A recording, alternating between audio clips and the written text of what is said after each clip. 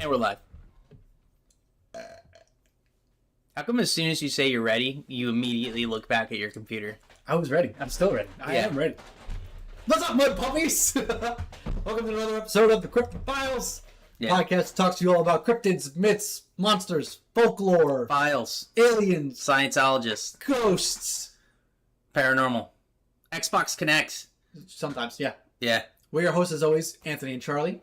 Yeah. And today we are here to talk to you guys about the Hibagon and Hibagon Jr. We sure are. Even though we did this already, but it doesn't count. Yeah. This is a recap. Pretty much. Redo Recap. Yeah. So we had absolute garbage audio when we originally did this episode, and it just turned into... But. Yeah. But now we have better equipment and better skills. Better skills. So. Yeah. Before we get into it, Charlie, what's been going on? World of Warcraft has been going on. I can always tell Warcraft. you're playing a lot of World of Warcraft because I'll go to check our analytics, and all of our recently viewed YouTube videos are all about World of Warcraft. I'm like, yep, Charlie's been grinding again. Dude, the Burning Crusade, man. The Burning Crusade. I have reached level 70, which is the new level cap for TBC Classic, right? And now I'm getting ready for the first raid, so I'm doing the Kara Attunement quest line. You're speaking Japanese to me, man. Yeah, which involves doing 3 dungeons, Okay. right? And getting different keys and stuff like that. And then I have to get my raid gear. Gotta get my raid gear. Can't do this without my raid gear. And I need to get a total of 900 gold so I can buy my flying mount. So there's a whole bunch of stuff going on. And the flying mount is required to do the flying, just really want it? Well, no, the flying mount's required because there's areas in the game that you can't get to without the flying mount, right? You don't have any other flying mounts? You couldn't get it until you hit level 70. Oh, so this is the only flying mount in the game. This is the only flying mount in the game that you can only get when you're max level. Okay. So it's like, World of Warcraft has this great system where if you're not top dog, they don't give you the shit. Like you can't just have a flying mount. You have to have invested, a couple hundred hours into this game, and then you can fly above all these losers and, laugh at them. But in the Burning Crusade, okay. So originally, right, you start off in level 1, right? And you have to level up all the way to level 60. When TBC releases, right, which it already happened, they allow you to do these things that are like previes, the pre-built characters, kind of. Okay. So you can start off at level 58. So you have all these high level, like level 58s that suck at the game. Because they're actually noobs. Yeah, because they're absolute garbage. So my PvP just goes, because I'm just killing these dudes that are like, they have no idea what they're doing. Garbage gear, don't know what they're doing, and so my honor's spiking up so I can get new honor gear. Once they release the new honor gear, haven't done that yet. You have to be max level for the honor gear too, for the good shit. Don't spend your honor if you're not max level, because then you're going to get gear that's like... not worth it, and then you have to spend it again. Yeah, but that's been my entire life recently. That and Dungeons & Dragons. Oh, you've been playing D&D? Yeah. Thanks for the invite. You have no time. You have 0 time. If I do D&D with AJ, it would have to be like, one random 3-hour period on a Wednesday this week, and then a 2-hour period on a Tuesday the next week. So you have one scheduled time slot for me. When I get my team, when it's for this. Especially a team lead, I get my schedule like a month out. So well, I'll believe it when I see it. But yeah, that's been. How have you been? What have you been up to? Dude, I got team lead. Yeah. So I've been doing all my training. That's been fun. I have to take one training day with every single department in the building, including the kitchen and maintenance and all that. So that'll be... I get to see how the targets work, which is cool. Yeah. So I get to go underground. And I get to drive the golf cart that picks up all the balls out on the field. Yeah. So that's going to be fun. But, so Myrtle Beach people, go visit AJ at Topgolf. Yeah, if you're at Topgolf in the next couple of weeks, come visit me so I can learn how to manage things better. Yeah. So, but that's been it. That's been cool. I've just been plugging away on the back end for us, ripping through videos and making TikToks and Instagram and all that other fun stuff. So if you're not following us everywhere, you should be, because I'm working really hard on the rest of our social media. Yeah. Dude, it's just been project after project. So yeah. It's been cool. We got a lot of exciting stuff coming up. We're really cracking in this year on doing festivals and working with more people. Yeah, we got 3 guest spots this month alone. Yeah. So check them out. If you're not already... 3. We have 3. Yeah, we have 3. So if you're not already following them or subscribed to them or looking at them, we are going to be hanging out with Scare Me Tender. You guys already know them. They've been on an episode before. Go check out the Girlfriend Hour. She's a podcaster from New Jersey, which is pretty sweet. And because the Alex is. I didn't take anything out of context. That's what you said, Alex. And then we're also going to be on the Spooky Shed, which is really cool. He's from England, so that's going to be neat. So go follow those guys. Check them out. I'm giving them a shout out right now, so you can go find them, so you can see our guest spots. Yeah. Yeah, go check out our TikTok, and you can see Alex's confessions. Yeah, he was just saying all these monsters that he wanted to bang. Yeah, it was pretty wild. He just came out of the blue with it. He's like, I graduated today, and I want to fuck Mothman. I was like, all right, tell me about it. Well, tell me about it, dude. Tell me about it. So, but yeah. All right, so we get into the Hibagon? I think we should. Yeah. Right, let's get into this one. Awesome. So, the Hibagon comes to us from the Mount Hiba in Hiroshima, Japan. Yeah. From the 1970s. And he is described as 5 to 6 feet tall with black or reddish-brown fur. And he's stinky, like most cryptids we've noticed are stinky. He's got a large triangular head with protruding features, like similar to the way they describe like Neanderthals. Yeah. And that's the Hibagon. And then there's Hibagon Jr., which is about 3 feet tall. Yeah. All the same features. Probably just either a baby or a dwarf species of the same thing. Yeah. So he's pretty much Japan's Sasquatch. Yeah, he is a Sasquatch variant. The biggest difference is his size, honestly. Yes, the size. He is much smaller than any other Sasquatch variant that and he's we've really described talked as about. moving a little more monkey-like. He'll hop around and climb things more. And it's cool because he's 5 foot tall, right? And the Hibagon Jr. is 3 foot tall, so it's kind of like that seems like there's an average size there. That's like an average. Like the biggest it could be 5, the smallest it could be. I don't know if they're two separate species. I just think there's small ones and big ones. Okay. But goblin. Yeah. So yeah, he's from Japan. He also there's reports saying that he has a foul odor resembling decomposing flesh. Oh yeah. Oh yeah, which is a pretty foul smell if you've never smelt it. But anyways, let's talk about some key sightings. yeah. Right. Let's talk about the Hibagon. So the first sighting was July 20th, 1970. Well, the first recorded sighting. There could have been sightings before this, but they just didn't get famous. Right. So this is from Yoshitaka Marusaki. I hope I did. You did that really well. Dude, watching one Godzilla movie. One Godzilla movie. Suddenly you could pronounce Japanese No, I names can really pronounce well. Japanese names And it very was well. English dub too. Yeah. Which don't ever do that. Well, we watched English dub with French subtitles for a second. Yeah. No. English dub with French subtitles. Next time we should watch it Japanese French subtitles.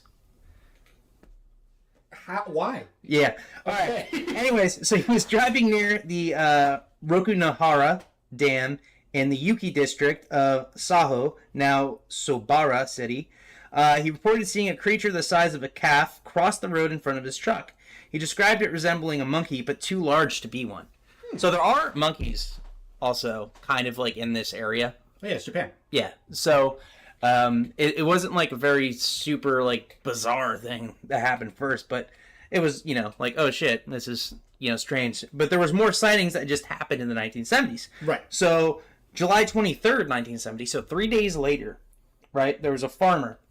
So early in the morning, farmer Minoru Kondo was mowing grass near his home when he saw a black hairy creature with a grotesque face and piercing eyes emerge from the bush. The creature did not flee when he tried to scare it away, prompting Kondo to retreat in fear. I mean, I would too. Yeah. If you're not afraid of me, I'm probably going to be afraid of you. He tried doing the scare the bear away effect that we all try to do, which doesn't work for some. Everybody tells me. It doesn't work for Hibagon. Doesn't work for bears, though. I scare bears away. Dude, every time I've tried to scare a bear away with, like, a pot and pan, I'm out there yelling at it, like, get out of here! The thing just looks at me, he's like, nah, dude. I'm like, maybe I'm just not intimidating bears. You gotta throw the pot at the bear. Yeah, that's not just, that's trying to fight the bear. I mean, if you hit me in the face with a pot, I'd run. You would run if somebody hit you in the face with a pot? If you had another one in your hand, probably, because that means I'm going to get hit with another pot. No, dude, that is the first strike in initiating war. That is retaliation. It must occur. If you throw a pot at me and I don't have a pot to throw back, and you have a second pot, oh, I have a pot. Out. You just threw it at me. I'm armed now. You gave me a pot. Like, you are fucked, dude. Well, I don't think a bear knows how to swing a pot. I'm putting the pot on your head and punching it into your face. That's what's gonna happen. I'm gonna punch it so hard it's gonna dent around your head, so you can't take the pot off. Is this how you're going to fight the Hibagon? We're not there yet, Okay. but it could be. Okay. Definitely could be. Legalized pot, yeah. All right. Now, 7 days after that, the rice paddy incident. A local man walking into a sluice gate near rice paddies. That sounds like a slur. The sluice gate? Yeah. I think that's like it's like a water gate for like allowing water into what are they called? Like the hotel where Nixon was? No, not the fucking, god damn it. No, asshole. The like Sluice gate, isn't that an irrigation gate? what? Yeah, irrigation gate. Yeah, Yeah. that's what I'm picturing in my head right now. Political secrets. Yeah. So so he saw this figure he initially thought was a relative, but upon a closer inspection, he realized it had a gorilla-like face and fled. And then he fled the scene, as you should. If you are, working on your farm and you suddenly see something that looks like a gorilla walk up to you, It's definitely your dad. yeah, just time to leave. Don't do further investigate. You're not Scooby-Doo. Cool. Get out of there. Now, nothing really for a few years. Right. August 15th, 1974, photographic evidence. This is when we got the first photograph of the Hibagon. Photograph it. Right? A photograph reportedly capturing the Hibagon was taken as the creature hid behind a persimmon tree. That's it. Hey, Yeah. you pronounced it pretty well. Nearby footprints measuring approximately That's like an orange, right? Or tomato thing? Yeah. It's like an orange tomato, but it's like a fruit. It's not like Tomatoes are fruit. Okay, yeah, but it tastes like a fucking fruit. God, I hate you today. I'm trying to learn the people. Yeah. Anyways, Is it persimmon or cryptid? yes. Okay. Yeah. Anyways, he found footprints measuring approximately 20 centimeters were discovered, right? What's that in American? Do you have a centimeters to American length? Inches or feet? Centimeters to American? Yeah. Do the calculation real quick. Okay. We need the calculation. Centimeters, inches is... Oh, I typed that into the Cryptid Wiki instead of Google.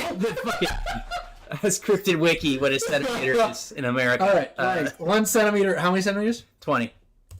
20 centimeters is equivalent to almost 8 inches. Alright, so like... That? No, just kidding. No. So... Charlie can't do reading or math. Yeah. So if an inch is about that big, you get 8 of those. We're looking at like that. No way. Well, about a foot is the length of your forearm. Wait, so how many inches was it? 8. 8. Just under 8. So if that's 12. So it's kind of a smaller foot. Smaller foot. So he found normalized fucking footprints, like small person footprints. He found normal human footprints, probably. Yeah, what the fuck? 8-inch feet. Yeah. Okay, anyways, let me show you guys this picture, because I have it, right? How many? So, classic Bigfoot blurry photograph style here. We have the Bigfoot. Okay, wait a minute. 8 inches? 20 centimeter? Yeah, 20. Only 20 centimeter? Yeah. It's small. That's Oh, wait a minute. This is 10 feet, not a 10 foot. Jeez. Google's retarded. Oh, I can't say that word. Yeah. Google's confused. Keep going. Okay. Anyways, you can see the classic Bigfoot photograph we have here, right? He's even doing the same Bigfoot walking pose, and it's blurry, and he's behind trees. So, take it for what you want. It's just a classic blurry. I mean, it makes sense. 1970s camera, Yeah. Okay, so here. Japan had really nice cameras at the time. I wonder what was taken on. Here's a better description. So I'm a size 10, Yeah. and that makes my foot about 10.5 inches. Yeah. So he's probably like a size 8. Yeah, probably size 8 shoe. Yeah. 7 shoe even. I wonder if the shoe size is got anything to do with the inches. 10 inches. It was 10.5 inches. Okay. All right. So anyways, we got the first picture, right? Which is, interesting. And then in 1980, the Yamano sighting, right? In Yamano town, a driver reported seeing a 1.5 meter tall gorilla-like creature with grayish-brown fur walking along a road. This sighting led to the creature being dubbed the Hibagon in that area. So that was like... That was Hibagon's brother from another city. Yes. Probably the from same another thing city. then. Yeah. So we have multiple footprints that have been cast, varying from 14 to 30 centimeters in length. And we also have the, the original 20 centimeter one that we have. So can you actually, what's 30 centimeters? Because that would be the bigger end. 11, almost 12 inches. Yeah, okay. So that would be like the 5 foot tall version of this guy, probably. Oh, right. So one of the 21 centimeter footprints was actually made by local police. What? You said the 14 was the smaller side? Yeah. Yeah, it's about 5.5 inches. Yeah. But about local police? What'd you say? Did you say something about the local police? Yes. Local police were the ones that actually took one of the casts of the footprints, which is the 21 centimeter one. Okay. I don't know why they just don't do inches. Stupid. Just kidding. But a series of footprints extending for 300 meters were discovered, adding to the mystery surrounding the creature's existence. So due to the numerous reports and growing public concern, the Saijo town office established a consultation center in 1970, right? So I don't know if you noticed, but a lot of the initial sightings I was talking about all came from the 1970s, right? Right. So this whole consultation thing was established, and by 1975, the sightings dwindled and the center was closed. Okay. Now... Dun, dun, dun. Yeah. Here's what they started doing, which is why we got a whole bunch of sightings from the 1970s. Yeah, this is the fun part. Yeah. So the local town government there decided they wanted to pay people for Hibagon sightings because they wanted to actually learn more about this thing. Right. So they were paying them 5,000 yen. Per sighting? Yes, per report. Right? That's a lot of money. So the average wage at the time in that area, monthly wage, was about 14,000 yen. Right? Okay. So 5,000? Yeah. Oh, that's not that much. I know, but That's $31. okay. But if you're talking about the monthly income being 14,000, a third of their monthly income they could get from telling a monster story. Hold on, their monthly income Yes. is 14,000 Yes. yen. Rural Japan in the 1970s, That's not believe even- it or not, was not loaded with money. That's... Oh, well, that's back then. I'm looking at today's money. In today's money, that's $88. Yeah. But also, Yeah, I'd have to do inflation and figure it out what it was back then. yeah, there'd be a lot of calculation there. Yeah, okay. But yeah, craziness. Damn, but that was today's money. That's crap, man. 5,000 yen, $31. And they released this information in a newspaper article that they put out in the town, which I also have a clip of here, which I'll show everybody. I can't actually read it, but they have a fun illustration of the monster right here. It looks like my brother. Does it? A little bit. Let me bring him in here. There you go. As you can see, he's pretty cool looking. And they have a whole bunch of fun words here that I can't read because I don't speak Japanese or read Japanese. But yeah, they basically advertised saying, hey, we're going to pay you money for telling us information about the Hibagon and giving us Hibagon stories. And they got exactly what they fucking paid for. A whole bunch of Hibagon stories in the 1970s. By 1974, they stopped paying people and all the stories kind of died out. Because they weren't getting paid for stories about the Hibagon anymore. But as you see, there was a couple sightings afterwards. Okay. So Which now I did the inflation math. Yes. So back then, 5,000 yen would net you about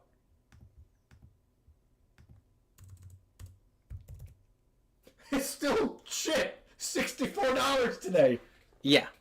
God damn. I know, but That's nothing. You have to think at that time period, though, right? In rural Japan, they wasn't a very they were getting by off that. You know? Wow, $64. Damn. That Yeah. sucks. Yeah. Poverty's that terrible. means- I'm glad you're learning, AJ. Fuck. That means the monthly wage Monthly or weekly wage was 14 grand. Yeah. That didn't answer my question. Wait, what? I said the monthly or the weekly was 14,000. Monthly was 14,000. Monthly, so they were living off of about 1,500 a month. Yes. Dang. Yeah. So, not a lot of money. Not a lot of money. But a third of that money was getting given to them just for giving a Hibagon sighting. Right? So they got a whole bunch of sightings, and I think there was actually some economic impact when they closed the consultation center. Sounds like it. Because people were not able to get their, If you pay Matt 6 cents, he'll stay all night. Oh, perfect. That's about 10 yen in today's money. Yeah. But, yeah, that's the main story there with it. I really like when Japan gets these sightings, though. Because they go one way or the other. They go all out, or they go, no! Yeah, so we saw the exact opposite effect with the Kofu. The Kofu fanged humanoids, right? They did an investigation, kind of, and then they made an explanation of how it wasn't that, and it was actually a really poor explanation. Which makes me think it was something else. Yeah. Trust your government. It's okay. But, yeah, but for this one, they set up a whole task force, and I was like, okay, we're going to do all this research, blah, blah, blah, figure it out. Not only were they paying people for stories, but they actually sent out investigation teams to take plaster footprints and, look for evidence and sightings and all this cool stuff. So they really, did their part there to try to figure out this story. Now, do you want to take a quick break and then we can talk about theories? Let's do that. We'll be back. Mudpuppies. Sweet. We will be back, everyone. And post your theories in the comments while we're gone. Yes, post your theories. We'll talk about them. All right. We'll be back. See ya.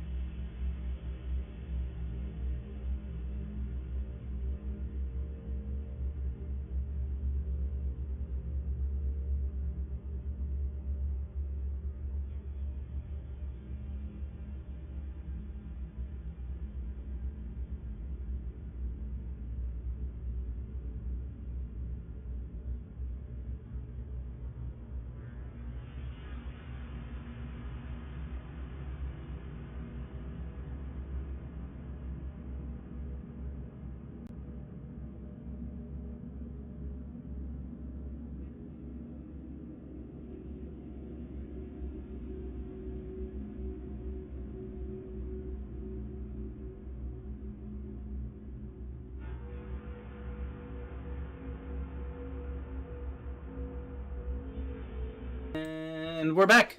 Welcome back, Mudpuppies. Yes. Let's talk about some theories, man. What you got? Yeah.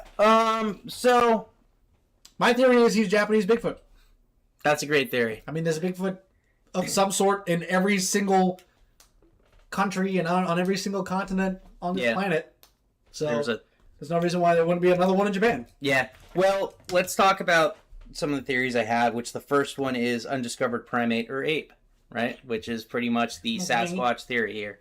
Some cryptozoologists believe the Hibagon... Right, if those of you who don't know, me and AJ are cryptozoologists. We are scientists. Yeah, it is a term for people who look up fucking monsters pretty much and research them. Yes. A cryptid is a being that's thought to exist, but it's not been proven to exist. I kind of hate the term cryptos when people say I'm a cryptozoologist because I'm like, you're an asshole. But I have that in my bio. Yeah, because I know, me too. But like, it's not you don't have a fucking degree in cryptozoology. I think you could. Maybe. Are there colleges that do that? Because I go back to school. Dude, we could teach that class. But anyways, so the undiscovered primate or ape theory, right? So some cryptozoologists believe the Hibagon could be a surviving relic of a primate species, possibly a relic to the Gigantopithecus. There's no accredited schools. Yeah, no shit, dude. That's why it's not a real fucking... Wait. You can get one at the IMHS Metaphysics Institute. You can get a hominology degree. And you could pay thousands of dollars for it, I'm sure. This is probably fake. Probably. Don't click that link. All right. Clicked on. Let's continue with the podcast, AJ. Stop researching college. It's an online school. Okay. Yeah. All right. So its size and bipedal locomotion are similar to Sasquatch Bigfoot sightings in North America, or the Himalayas, or a lot of other, Sasquatch variants throughout the world. And also the Hiroshima region is mountainous and forested, which could theoretically support a small hidden population, especially because these are very small species of Sasquatch. If they are species of Sasquatch, right? We're talking about max of 5 feet, bottom end of 3 feet. So they're very tiny, right? But they're definitely more man-like than ape, in a sense. Right. So that's why we're not just saying, oh, there's a weird species of monkey out there, Here's the other theory, right? Deformed human or hermit. A more grounded theory is that the Hibagon sightings were actually of a reclusive, possibly mentally ill or physically deformed individual living in the wilderness. In post-World War II Japan, some rural regions had displaced individuals who may have chosen to live off-grid. The creature's relatively small stature, about 5 feet tall, and sometimes ragged appearance supports this theory. So it's just a hobo. Could be a reclusive homeless man out there. But once again, we have different sized footprints varying, right? Right. In the area. And with the amount of search parties they did, it would be very strange if they weren't able to find anything to support that claim. They didn't find any, pieces of cloth, anything he dropped, so it'd be really... As much as I'm saying it would be a stretch to say it's a random homeless guy living out in the woods, but it's also a stretch to claim he's a Sasquatch. So it's one of those theories out there. It's a homeless Sasquatch. Okay. Here's the here's another fun theory. Not fun theory, but interesting theory. Radiation mutation. From the new... So I don't know if you guys know this, but Hiroshima has some history to it. It's, where a massive nuclear bomb was dropped during World War II. Yes. Which was only about 20 years before, or less than 20 years before this first sighting. Right? World War II ended in the... 1970s. No, World War II ended in the 50s? 40s. Well, yeah, 40s. Right. 40s. So like 25, 26 years. I don't know the exact date. That was 1940. When was the bomb dropped in Hiroshima? It's fairly recent. 1945. 1945. So, 25 years. Less than 30 years. Yeah. So, given Hiroshima's history with the atomic bomb, some speculate the creature may be a mutated animal or even have been a human affected by radiation fallout. While there's no scientific evidence to support this, it taps into cultural anxieties post-World War II and echoes of themes in Japan media or Japanese media like Godzilla, right? So, oh boy, yeah, which we're going to actually be talking about Godzilla soon. On Scare Me Tender. Yeah. Scare Me Tender. I don't think that'll be live. No, it'll be live. Yeah, it'll be an edit. We'll put that video out when we get it. Yeah. But Godzilla has a lot of themes in it about basically there was a huge fear of nuclear radiation fallout after Hiroshima, obviously. And then Godzilla kind of built on that fear a little bit. And that's where that huge movie franchise kind of came from. Yeah. It was like an actual... the first movie was a representation of the actual fear happening in Japan at the time. Yeah. So it makes sense that this would be one of the most common theories that they talk about, because everybody was thinking that when they saw some strange monster in the woods, you know, the fear of what radiation can do to the human body or do to the animals there to cause mutations that would possibly, you know. Right. So, now, lots of skeptics like to bring out the misidentified animal theories, right? Like we always talk about, every Sasquatch sighting is a bear. It's a bear. It's not, but it might be. Many skeptics suggest the Hibagon may simply be a misidentified bear, such as the Japanese black bear, seen standing or walking upright. It could also be, the sun bear too. Yeah. Because that's one of the descriptions that they came of the Hibagon is that they have white markings on their chest. Yeah. And if you know anything about the Japanese sun bear, it's a black bear, which is kind of like, almost like a necklace of white fur. Yeah. So.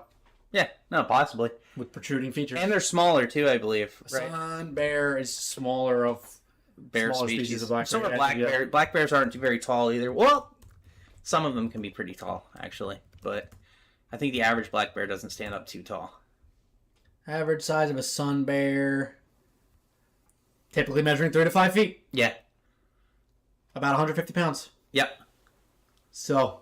Right in the Hibagon range. It's right in the Hibagon range. But it doesn't explain the footprints. That's true. They would not have bear footprints if they were bears. Yeah. Not bears. They got one hell of a long tongue. Holy crap. That's going to make a woman happy one day. Yeah. So, bears with mange or other illnesses can appear disfigured and thin, which might explain the creature's strange appearance. Mangy sun bear. Yeah. Some sightings occurred at night or at distance, increasing chances of misidentification.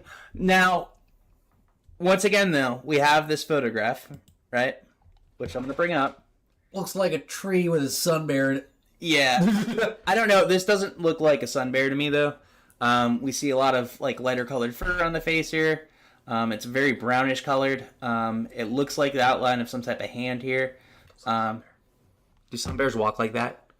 Do some bears walk like Bigfoot? I think he's climbing a tree. Do they walk like fucking Bigfoot? Think he's walking. He's not. He's not climbing a fucking tree. The tree's way behind him, dude. I think he's climbing the tree. Okay, you can think whatever you want. Just know that you're thinking wrong. I think you want to believe too hard. Nah, dude. I mean, it could. Look, that photograph could be completely fake, though, too. That's true. Right? I can't verify the, authenticity of it, but it is the main talked about photograph when we talk about the Hibagon. Right. So, super cool. There's one more theory I want to talk about. Well, there's two. One's the one I talk about with every theory, the hoax. We'll talk about at the end. But one before that... interdimensional being. Yeah. No. Oh, okay, good. No, kind of. I hate that theory. Okay. This one is yokai. You know what a yokai is? Of course I know what a yokai is. Okay. Yokai or folkloric spirit. In Japanese folklore, there are many forest spirits and monsters, yokai, that resemble apes or wild humans. So there's a lot of yokai that actually have an ape-like shape to it. Sure. There's also yokai that look like umbrellas and volleyballs and headless women. Yeah, so some locals viewed the Hibagon more as a spiritual being or protector of the mountains than a cryptid. The belief in forest spirits is especially strong in the Shinto tradition, where nature is imbued with spiritual significance. Also, they have thought that maybe since, that nuclear bomb did hit that area, the whole area was devastated, a lot of people were displaced, people were moving, that possibly if there was some type of yokai spirit, this would be the time where it would appear itself. Right? Right, because it's kind of reclaiming the land. Reclaiming the land after all this nuclear fallout and damage. It might be there doing some type of, nature spirit cleanup work type shit. Makes sense.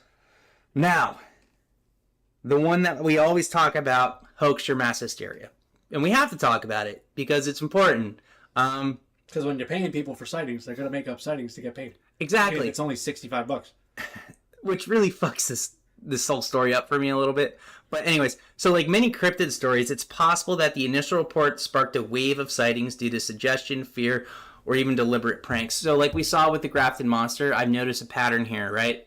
We have an initial sighting, and then we have a wave of sightings at the beginning, after that, and then it slowly dies off. Right. And right. Research for some reason, whether it's a real sighting again or not. Yeah. And then it falls off again. Yeah. Now with the grafted monster, it turned out the entire thing was a hoax. Right. The entire thing was fake. It was, and the guy who made the initial sighting talks about it being faked, why he did it. He made a whole article on it. And it's still a really cool story. Right. Right. But this could have that similar effect. Whether the initial sighting was of something real, or if it was something that, you know, he misidentified. As soon as you say you saw a monster, 10 other people are going to say they saw the same monster. Yeah. It's just bound to happen, especially when it hits a newspaper, and especially when a town starts giving people money for it. Yeah.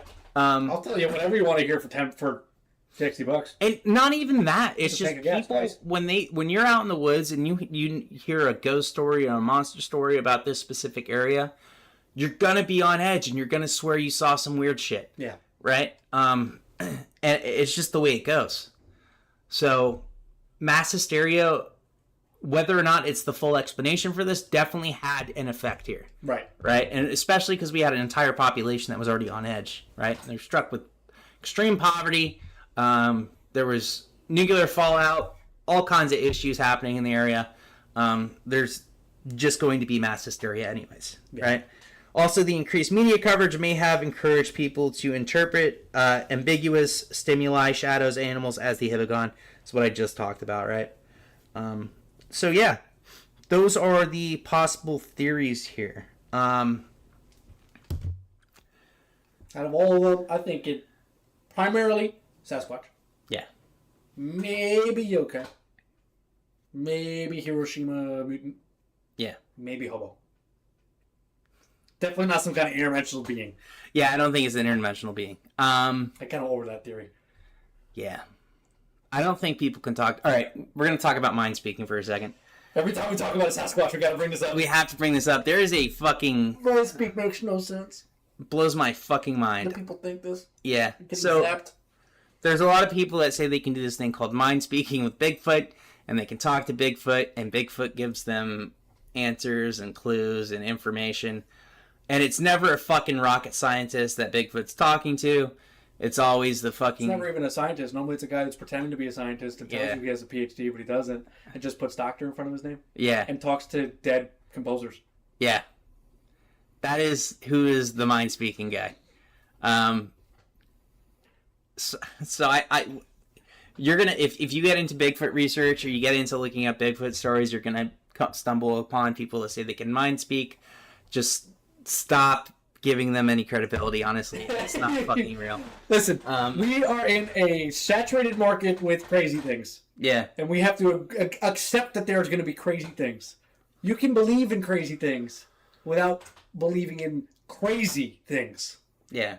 You can look for cryptids and believe in cryptids and hunt for cryptids and want cryptids to be real, but don't add things to them that make them even more absurd. And we try to use a little bit of the scientific method in what we do. We look for evidence, we look for facts, we try to get it to point us to conclusions.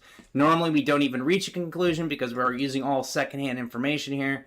But we're not trying to talk to anything with our brains. But I'm not trying to fucking... I don't put a pyramid on my head because it makes me connect to the Bigfoot network. Yeah, no, it don't fucking work. It's cool that you like that. I'm happy people like that. But I'm sorry, I'm not gonna validate it for you. No. I cannot validate it for you. So have fun with it. Anyways, do you want to give this guy, or do you want to talk about fighting it first? Let's take a quick break, reset, and then you're gonna tell me how you'll fight the Hibagon. All right, this will be a 30-second one, guys. I'll meet you guys in a little while. Be right back.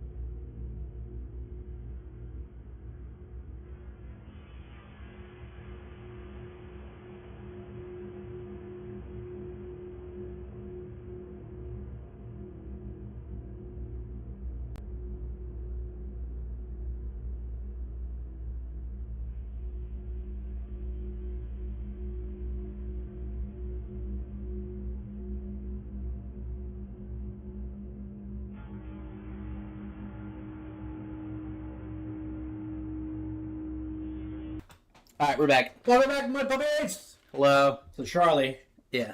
how would you fight the Hibagon? It is a 3 to 5 foot monkey man. Beat his ass. Easy days. You think you could wrestle a monkey man? I want to wrestle him. I punch him. Punch him hard. Monkeys punch really hard, dude. I punch harder. I don't think you can punch harder than a gorilla. It's not a gorilla. Gorillas are bigger than this. I don't know. Yes, you do know. Gorillas are much bigger than the Hibagon. You think the fucking gorilla... Gorilla. It's not just about height, but yeah, they're taller. Yeah, 5 and 6 feet tall. Yeah.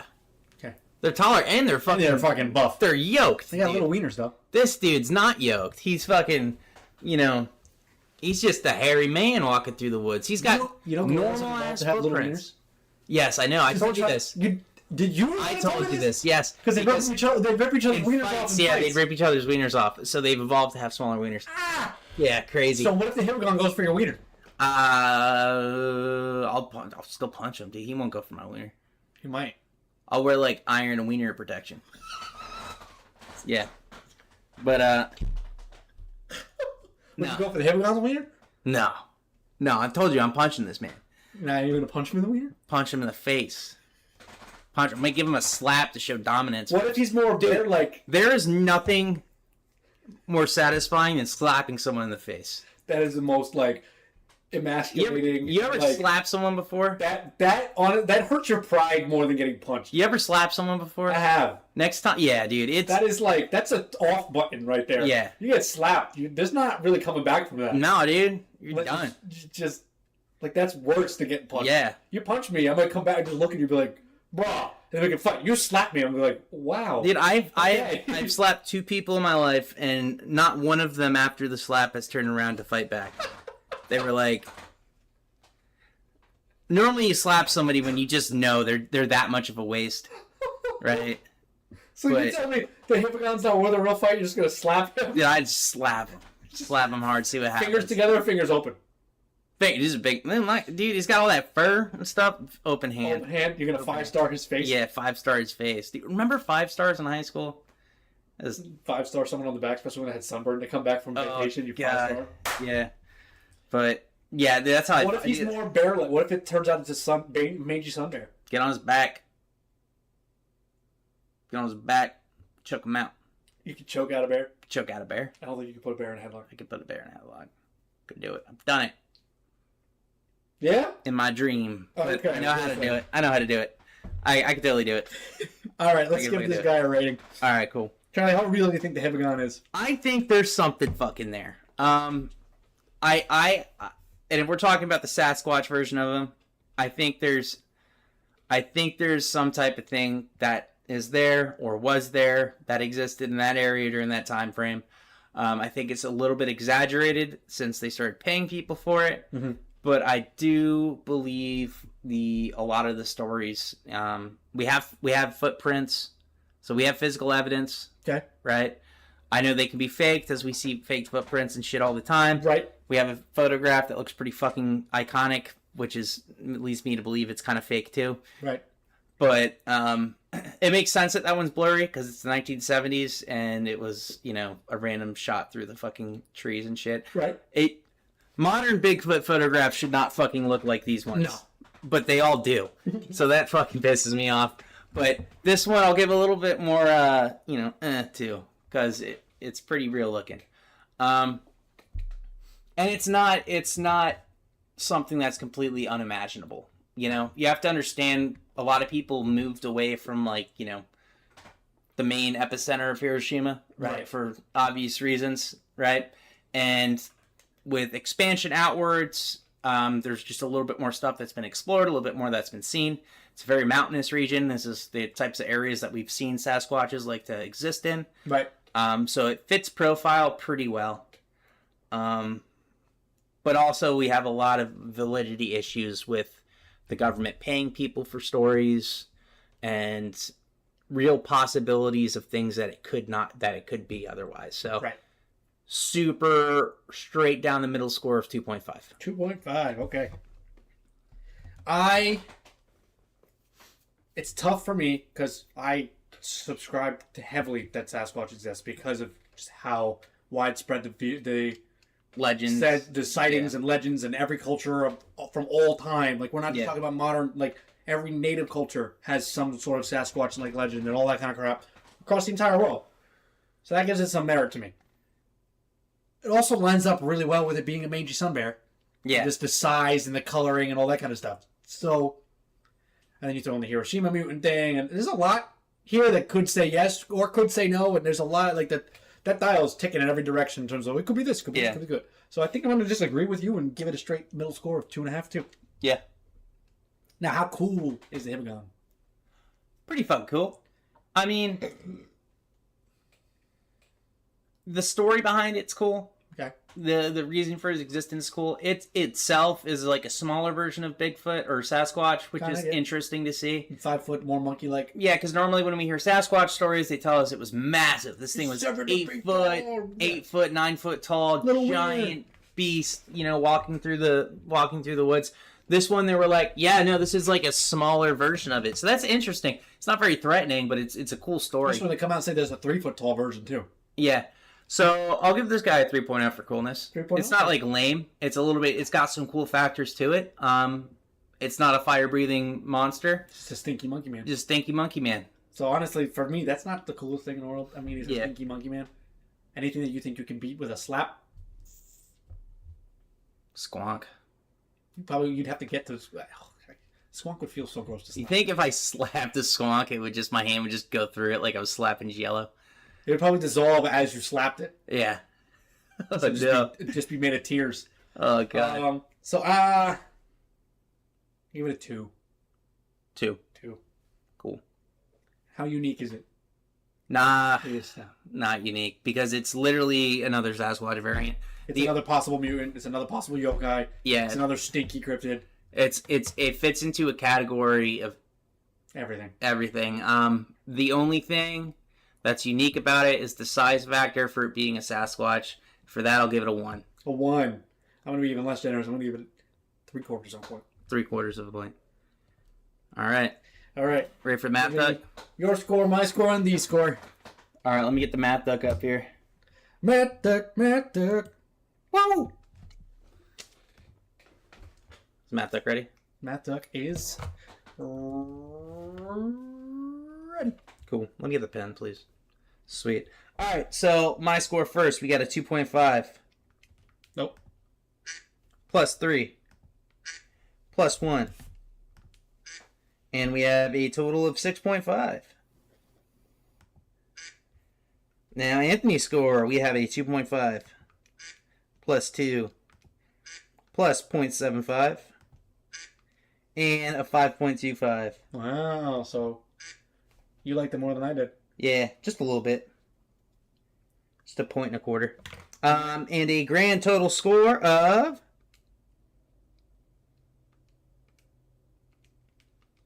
11.75. Honestly, though, with how bad we've been hitting this year for scores, that's not too fucking bad. It's kind of nice to be over 10 again. That's true. That's very true. So Damn. Okay, let me what was it? 11.75 there. 11.75. Yeah. Not an absolutely terrible score. Kind of in that middle range. Considering last episode we hit our record, not just for this year, record of all-time low of less than 1. Yeah. With a 0.15. I think the Hibagon's in good shape. Yeah. Dang. Cool. All right. Well, considering this was a off-time rushed episode because of my training schedule, I did not put together a mad list for you. I am sorry, Charlie. That's okay. We've already been streaming for 55 minutes, so we can just talk about some upcoming stuff real quick, though. Yeah, let's talk about the cool things we got going on. Yeah, so we got Lizard Man Stomp, right, coming up this summer, and we also have, I don't want to get the name right, WNC. WNC. Yeah. WNC Bigfoot Festival. So let's Yes. talk about Lizard Man Stomp first. So if you are in South Carolina, we will be in Bishopville on July 27th. July 27th. We will be in Bishopville on July 27th at the Lizard Man Stomp. It's a one-day, all-day festival. It is awesome. It's pinned to the top of our. There it is. Yeah. It is pinned. It is June 27th, fuck. Motherfucker. Yeah. All right, let's try it one more time.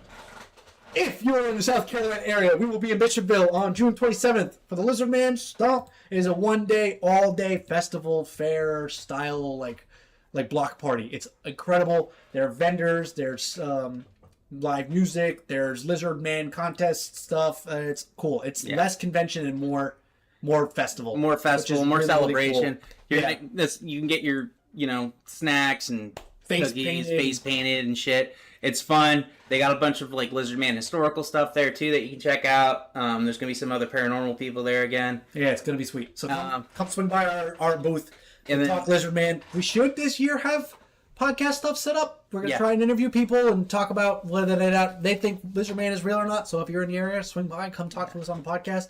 And then we'll be going to Harry's and Harry's too after if you want to grab some burgers with us.